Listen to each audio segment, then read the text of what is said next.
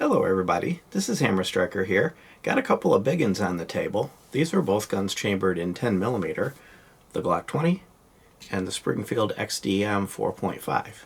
Please don't forget to check out our website. Go to our affiliates page. You'll find discount codes for things like Manta sacks and Core belts.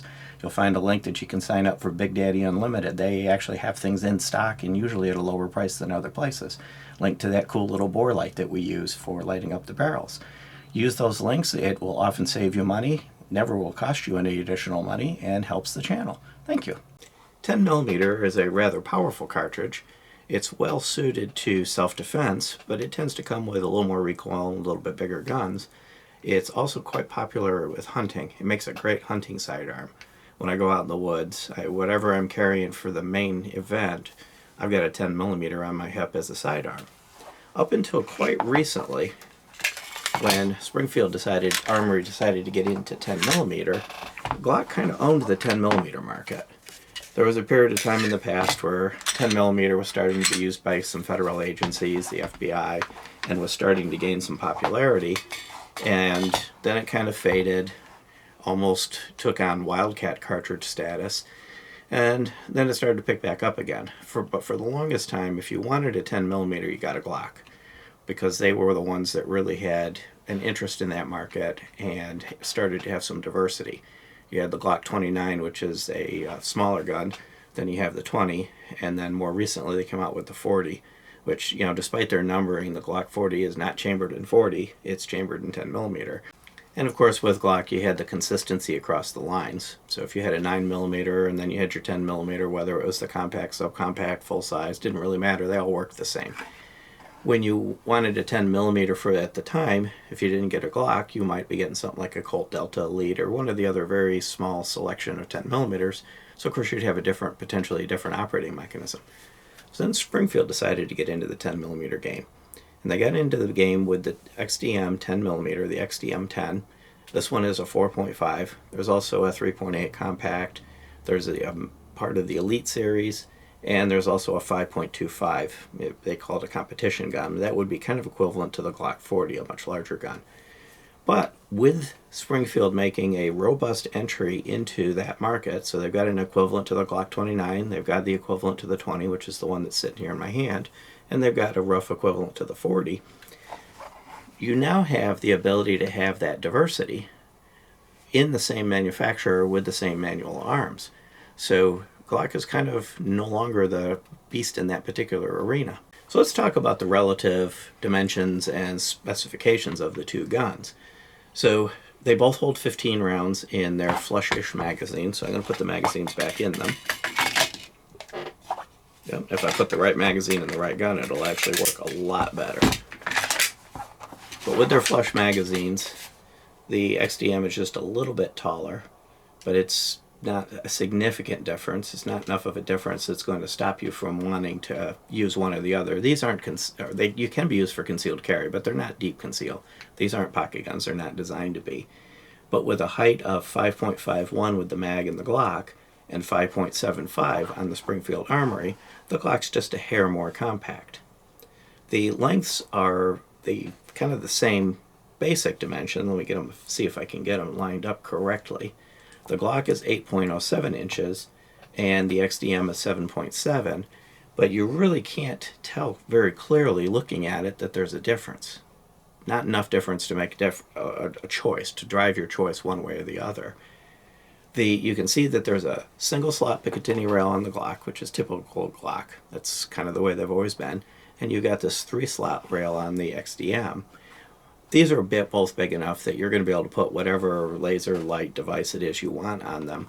Lasers can be popular for hunting, and it's going to give you the ability to do whichever you want.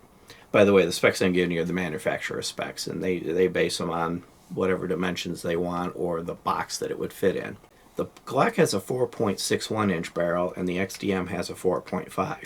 Now 10mm, if you get proper 10mm, not the underloaded range stuff that's no different than glorified 40, but properly loaded 10mm from somebody like Underwood Ammo, for example, it can take advantage of that extra barrel.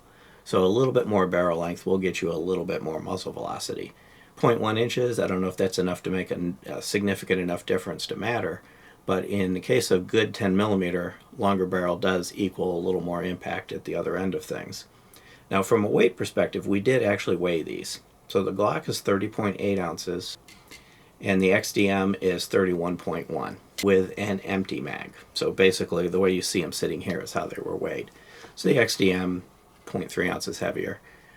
Again, not really enough of a weight difference that's going to drive your decision. So really there's nothing about the specification, the numbers, that's going to drive a choice between one or the other. There are a few differences in the way they operate. Of course, the Glock is consistent with other Glocks, so if you carry a Glock and you're used to the Glock trigger, you might have an advantage there. Most of them have the Glock U-dot sights. On the Glock lineup, this one and the 29, which is the smaller version, are not available yet with their MOS, their optics, modular optics. The 40 comes as an MOS gun only.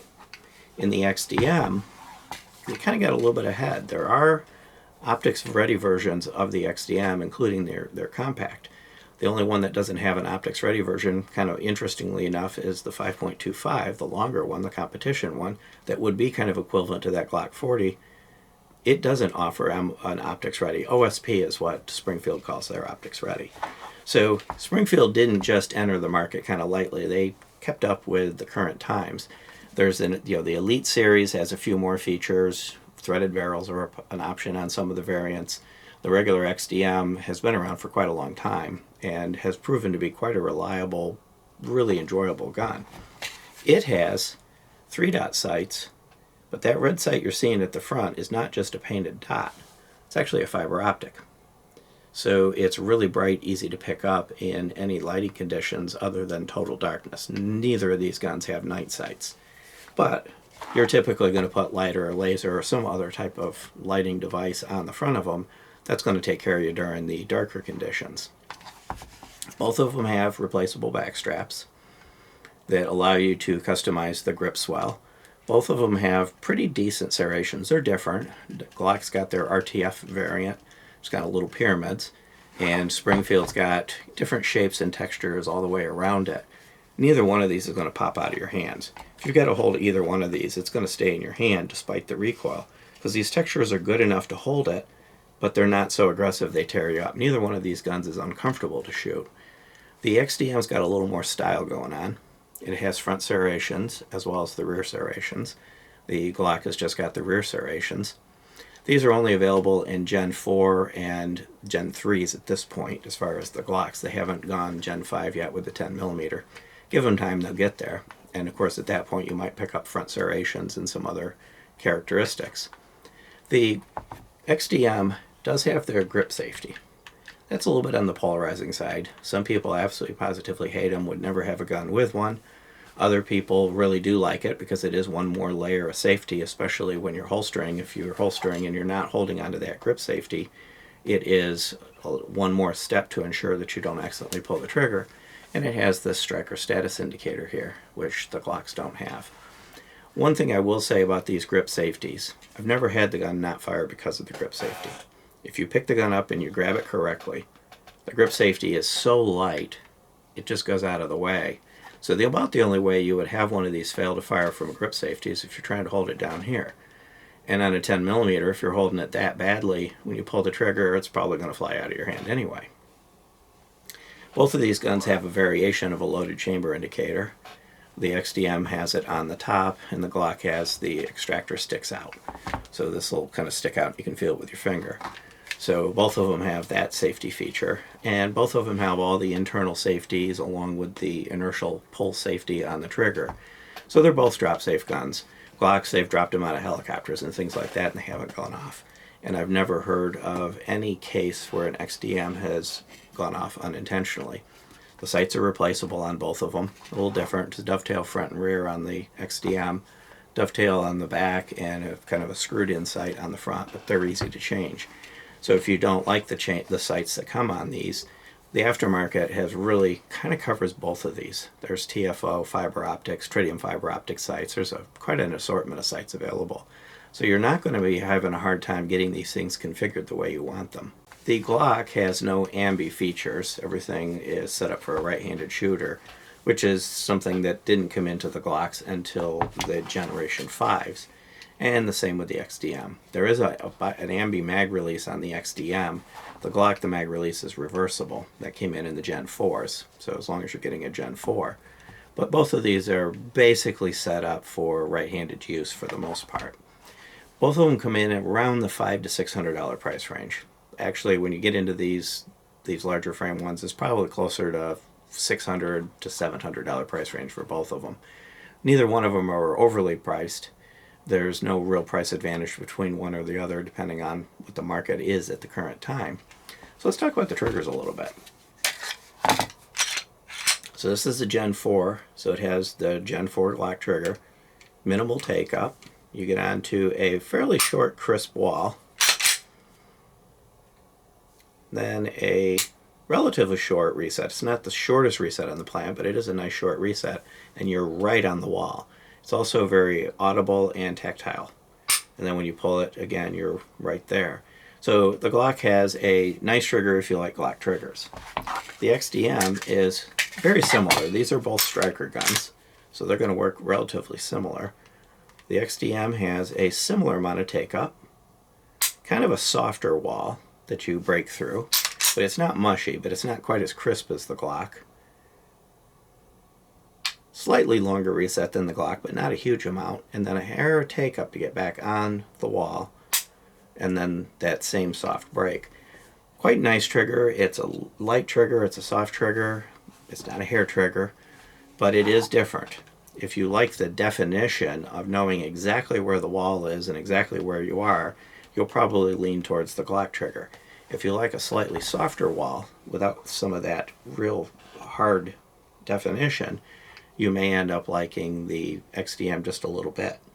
The grip angles are a little different on these, so you may find that if you grab one of these and you bring it up, if you have to do this or that after you bring it up, then you might want to try the other one. You'll find that depending on how your hand's set up and what you're used to, bringing one of these up immediately and having it lined up, the grip angle can affect that. I like the Glock grip angle. It really fits me well. Other people really despise it. So you've got a choice. And that's one nice thing about XDM coming into this line. The guns are similar enough in their functions that there's not a huge advantage of one over the other, but there's a few differences on the things like grip angle that would matter and the way the trigger's set up. That between the two of these, you're going to find one or the other you're going to like. Both of these are imported. The Glock is Austrian and Croatian for the XDM. There are Glocks made in the US, but not the 20s or the 10mm line yet anyway. I mean, that may change. Glock, of course, if they can make more in this country and avoid some of the import duties and tariffs, yeah, it's going to benefit them. The XDM series has been made in Croatia forever. Kind of don't see that changing, but they are very high quality guns, so I don't let the fact that it wasn't made in the United States be a reason why I might discard one over the other, especially in the case of these two because they're both imported. Overall, I don't think you'll go wrong with either one of them. It's really going to come down to what you like.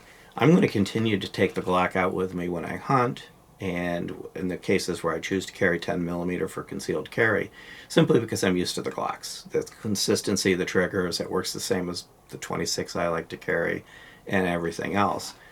If Hammer was going out, he'd probably be more likely to take the XDM because he carries other XDMs, and there's that consistency as well. And I wouldn't be concerned about either one of us not having a gun that was going to do what it needed to do. And of course, both of these do handle recoil well. They're easy to shoot well. The sights are easy to use. You know, kind of a good gun to have, a fun gun to have. And when you're out in the woods and you may deal with some kind of a critter, whether it's two-legged, four-legged, or other, it's going to be able to take care of the problem without a problem. I'm going to put links to the full reviews to both of these in the description. Beyond that, if you like our video, please give us a thumbs up, share, subscribe, click that bell up there to be notified if you do. Check us out on Facebook, Patreon, Instagram, Twitter. We're kind of everywhere. And thank you.